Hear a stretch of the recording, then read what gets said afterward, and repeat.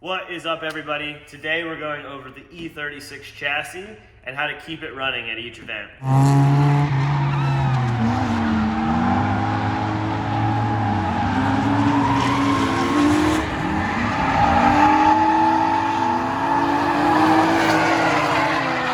We're going to go over some of the steps and some of the parts that suck on this car and that are great on this car, so you can keep an eye out on what could be a possible failure. We're also going to nut and bolt check the entire car and go over everything and show you how in 15 minutes after every event, you can kind of go through and make sure you don't need anything for the next event, make sure everything's tight, and watch out for failures that could possibly happen in the future. So, this is the best way to keep your E36 running forever. Forever is a really loose term that I use. It's usually like going one whole track day without having to work on it. That seems like forever to me. Moving on to the engine bay of the car. This is more of a visual check with a few things to look at. First, we're visually checking the oil of the car. So we're gonna go ahead and pull the dipstick on that and have a look. And you can see that it's full to this dot right here, which is, I call that the motorsports fill level. So any type of racing that you're doing, you're gonna wanna be just over the full mark and to this little dot that's here. It's actually on both sides. BMW didn't put it there on purpose, obviously, but it's one of those things where having that extra oil for high RPM and sloshing the oil around really does help, and it's not overfilled to the point where it's going to cause any dramatic issues to the engine. If you're only daily driving your car, it doesn't need to be filled to that. But if you've got good tires on it and you're driving aggressively or drifting, you're going to want that.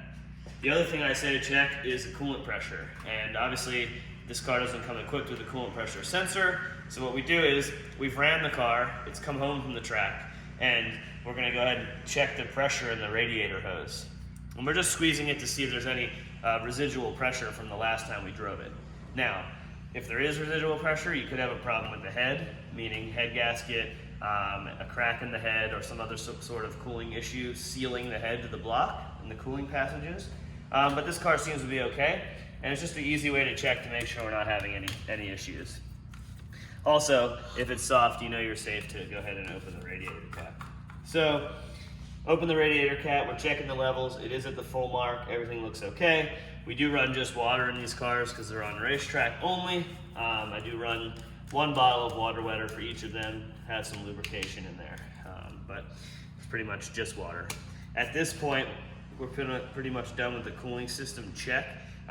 If it's wintertime and you were going back to road duty or leaving the car parked outside, this is when you would probably drain your radiator and put some coolant in it, and then run it for a few minutes to make sure you've got coolant in the block before you shut it off. The other thing we'll check is the strut top bolts.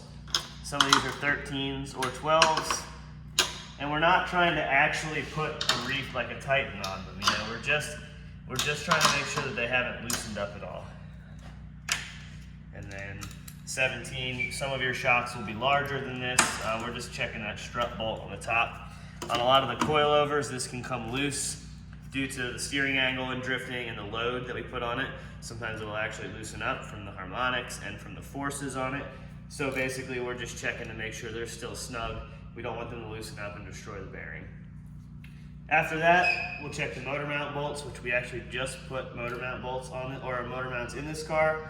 So those are tight, but you'll check those as well from the top, and then just check for leaks visually from the top of the engine bay, power steering, things of that sort.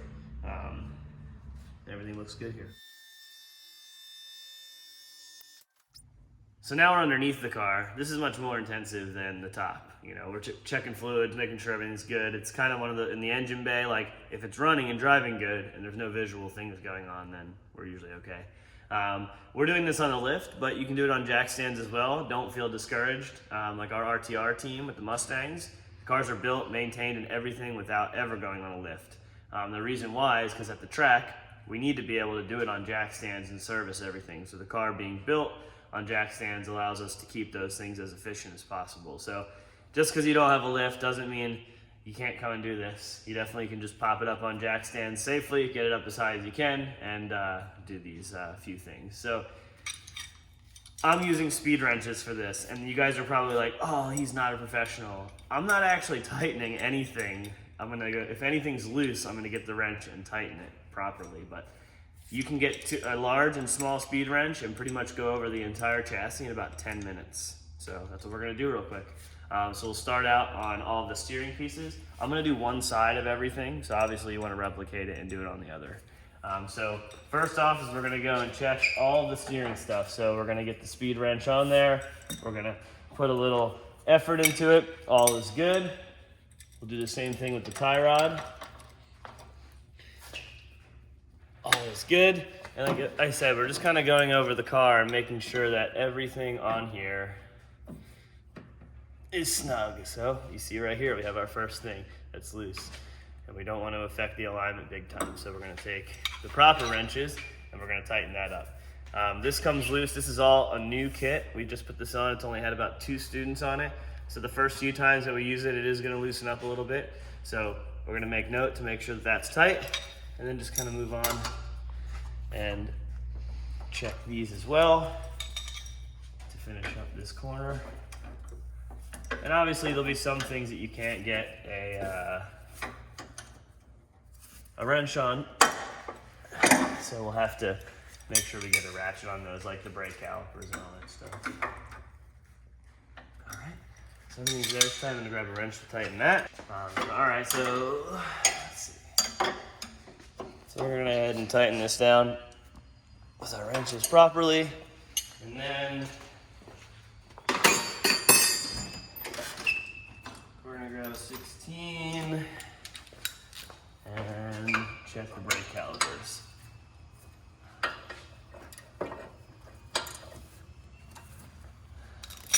And then just check the upper control arm bolt on the knuckle as well. Make sure that's tight. And it is. Perfect. One of the other ones you can't do is the subframe. So you'll need to grab an 18 and an extension. Some of these are actually 19, which, I don't know, it's kind of weird to me. Grab a short one. Oh, and this is one of them. It's so funny. So I have some of these cars that are 18s and some of them that are 19s. And we're just checking for loose ones. These actually come loose pretty often. So if you can't clear it, you can sometimes just move the steering a little bit. Get your tie rods clear. And then go ahead and put a wrench on the F-cabs here, make sure nothing's loosened up there.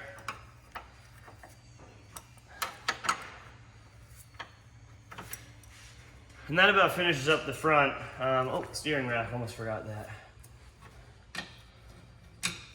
And if you do this every time you go to the track, you'll find out what things are coming loose, and you can replace bolts if they're getting stretched and all that. Again, with the motor mounts, we just put motor mounts in this, so literally we just tightened them, so those are good. We got a header bolt loose there. That was super loose. Yeah, super loose. As I said, you're gonna find out quick what these things are that are loose.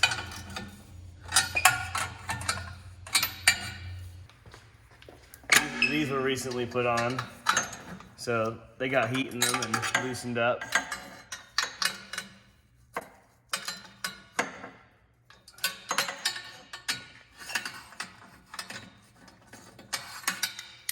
Got a couple different bolts on there. Someone got lazy and didn't want to run to the store or find new bolts. So yeah, so that pretty much covers everything here on this side. Replicate on this side, make sure everything's tight. And doing this will just really keep you in knowledge with your car and what's going on. Stuff's gonna be loose at the end of a track day. You know, you obviously don't want to be driving it and doing it. If you're finding something that's loose every time, maybe during the day you kind of want to, you know, jack it up and just check them to see and keep them snug throughout the day. And then maybe also you can find that relationship of when you can feel it being loose in the car while you're driving, so that way you can keep it as safe as possible. It's safety. It's also one of those things where this is cost effective. I've had so many people be like, oh, this part breaks all the time. And you're like, no, that part loosens up all the time on every car. And what happens is basically that part loosening up and jamming itself back and forth wears it and breaks it. And maybe it's wearing out a knuckle or something, or a bolt flange, and then it ends up ruining the knuckle too. So you have to get a new one of those. And it's like, if you just nut and bolt checked your car, it would have been fine. So we're gonna move back a little bit further here and do the center and rear of the car. So the middle of the car, again, this is some pretty wearable items. You're gonna check your Jubo, which is the Guibo for most of you guys. It's actually pronounced Jubo.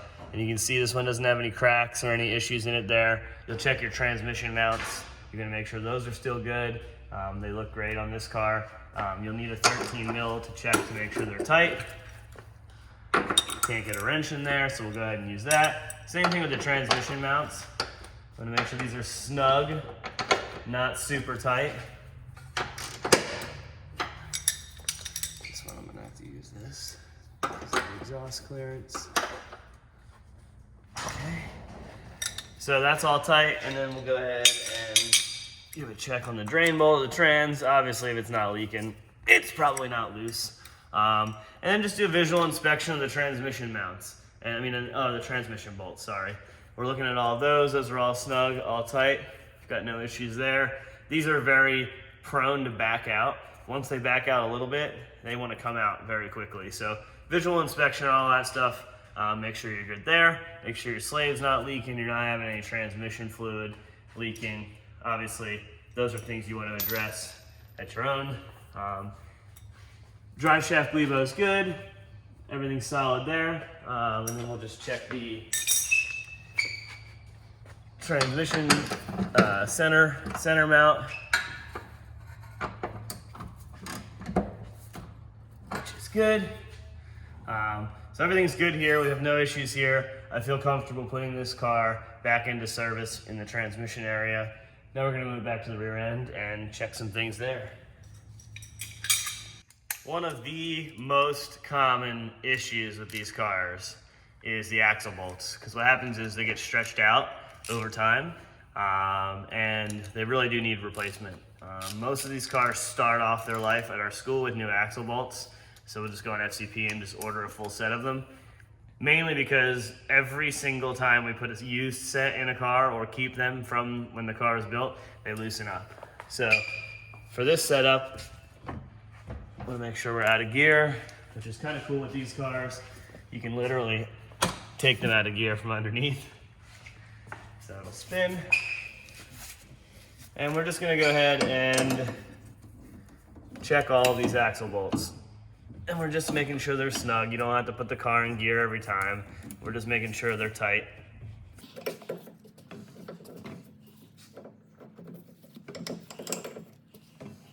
So it's pretty much a pain in the butt, but pretty much saves you some serious time when you start, look, there's a loose one right there.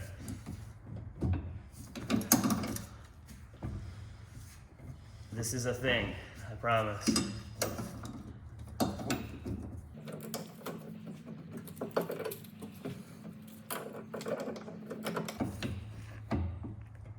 Another loose one right there. All right. And we'll do the same thing on the other side. And we're gonna go back to with our open end and just check these shock bolts, check the lower control arm bolts.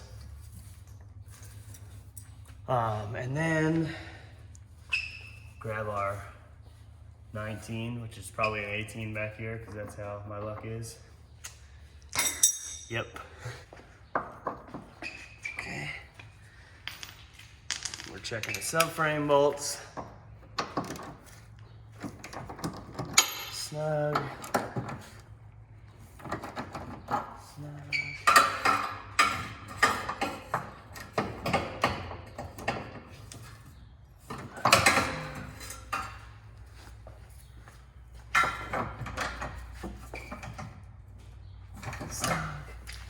Cool, so that pretty much ties up the axle bolts, shock bolts, control arm bolts, and we need to do that socket that you kicked earlier. Sorry. No, you're fine. I was just calling you out. If you go back like 5 minutes into the video, you'll hear her knock it over, and then the camera probably shakes because she looks back to check it. extension.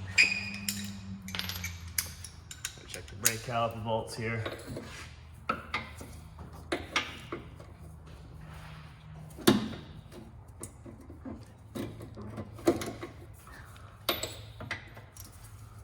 And those are still snug and tight. So that about sums up everything in the rear. Oh, I forgot the most important part. Diff bolt. Just want to make sure that's snug as well. It's actually a misconception. People are like, my diff bolt broke. I keep breaking diff bolts. Well, it's usually because they don't have it tight and it loosens up and then shears the head off a little bit further back, but it's just because it's not keeping tension between the bushing and the actual diff itself. Drive shaft bolts in the rear. So I'll usually just get a pry bar in here and double check these to make sure they're snug. Apparently I don't know righty tighty, lefty loosey.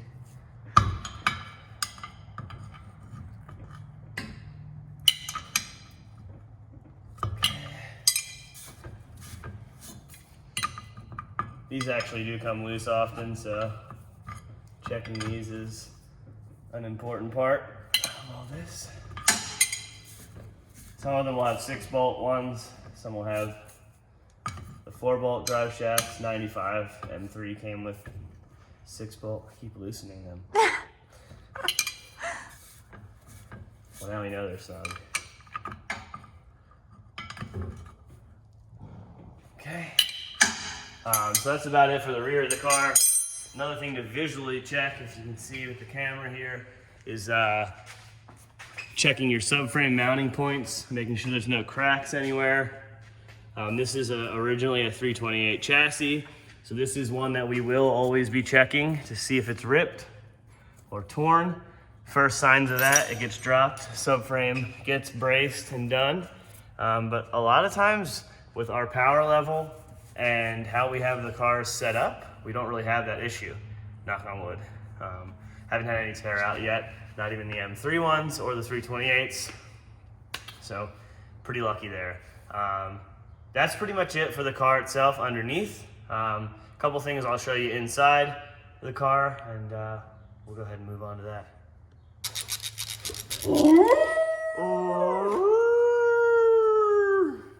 Hi, baby.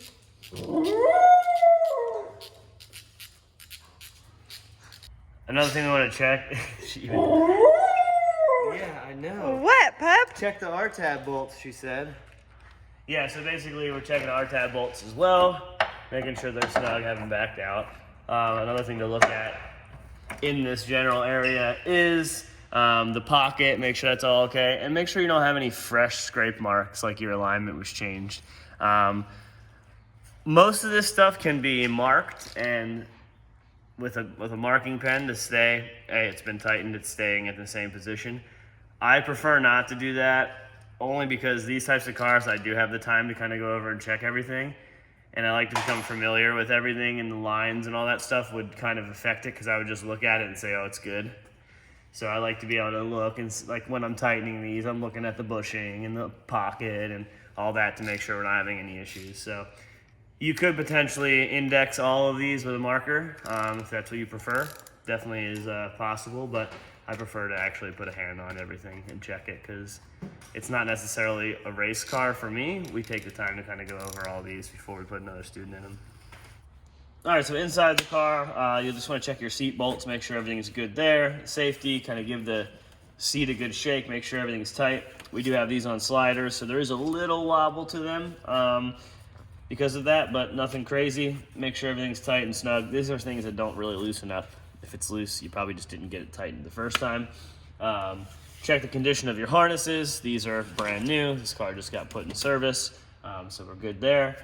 But one of the main things to check, or actually two, are the pedals, which sounds stupid because if you come from a world of Nissans or Fords or anything, they all have like real gas pedals and clutch pedals. BMW is stupid and they put plastic composite ones. I've broken so many gas pedals and clutch pedals in these cars, it's absurd. So what happens is the clutch pedal wears out There's bushings inside there. You can get brass ones, aftermarket ones. FCP sells them. But you want to make sure that you don't have excessive play left and right. This is probably, average. It's normal. It's okay. And you don't want excessive play in and out. When that does that, sometimes you can't get the car to go in gear properly because it's not actually pushing the master and the slave all the way. I've had it to the point where the clutch pedal gets stuck under the clutch stop, and then you basically are expecting a clutch kick to happen or to drive away from it, and you have nothing. You're just stuck. And then it pops off out of random, and you maybe crash into the guy in front of you in the parking lot. It's not good. I've had some seriously bad times with that. So you want to make sure that that's a good thing, it's serviceable, it's easily replaceable. I think it's $15 for a whole new pedal, and then like $20 or something for the brass bushings. Way worth it. It turns the pedal into like feeling like a normal car. Then the gas pedal, you want to make sure it's clipped down and working properly at the bottom. These break all the time. It's very thin plastic here, and if you drive like me where you try to smash the gas pedal through the firewall every time, you'll actually have this be a usable and wearable item. Same thing at the top. You want to check that, make sure this clip is in here, make sure this is in good shape, and make sure your pedal is functioning properly. Some of you guys might be like, I'm going to remove this stop so my gas pedal can go farther. What happens then? This goes all the way down, this flips over the top of it, and you get pinned at full throttle. So, good job, BMW. Super blew it with like the most expensive things, or the simplest things ever. I laugh because like Toyota got in trouble for their floor mats in their cars. But like the BMW gas pedals literally probably have killed more people. It's so sketchy, or caused more accidents. But yeah, inside that's pretty much it. You want to make sure your car is free of everything in the car before you go driving. You have no idea what it's like to get into an accident and have a little socket or something smack you in the face or head, or go through your open face helmet or whatever. That thing turns into a projectile. It's not good. And in this car, the last track day, got a cracked windshield, so we went ahead and ordered one of those as well. I don't put in windshields, so we just called somebody to come do it. But want to make sure your windshield's not cracked, make sure it's safe. And that's about it inside the car. So another thing to check, E36 specific, is the rear shock mounts. And while you're checking that, you can go ahead and tighten them down as well. So you're going to want to put a 12 mil on both of the tops of the shock bolts. Make sure those are tight. And even though we run fairly soft valving in these shocks, you still want to check to make sure the actual shock mount itself is not blown out, ripped, or torn. They use single layer sheet metal for this back shock tower because it's not a load bearing part of the car because the spring sits in on the bucket. But because of that, you can still hit the bump stops, which is a really high spring rate, and it can literally pop the top of the whole shock off. So want to make sure that mount is good and the chassis is solid.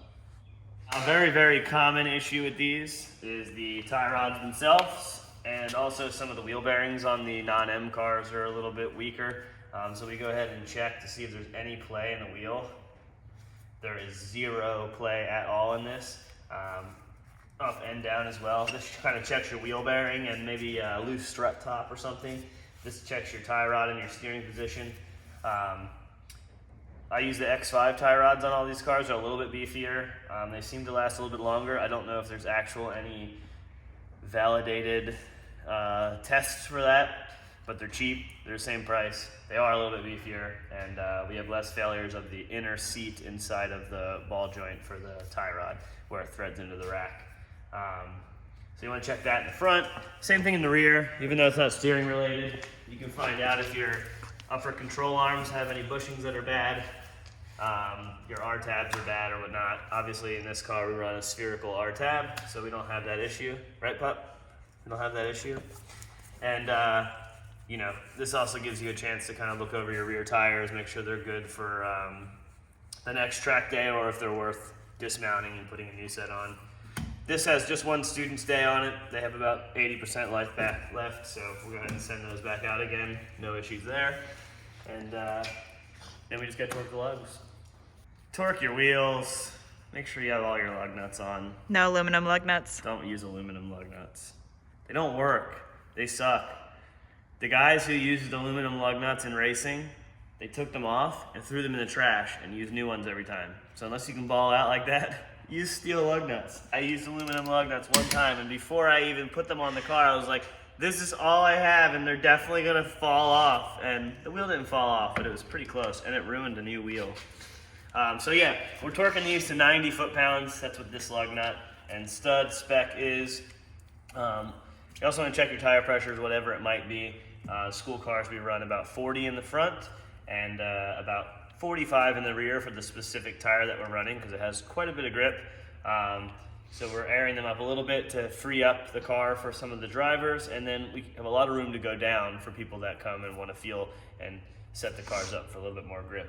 We're also just doing an inspection quickly of the brake pads. They look good, there's plenty of brake life left.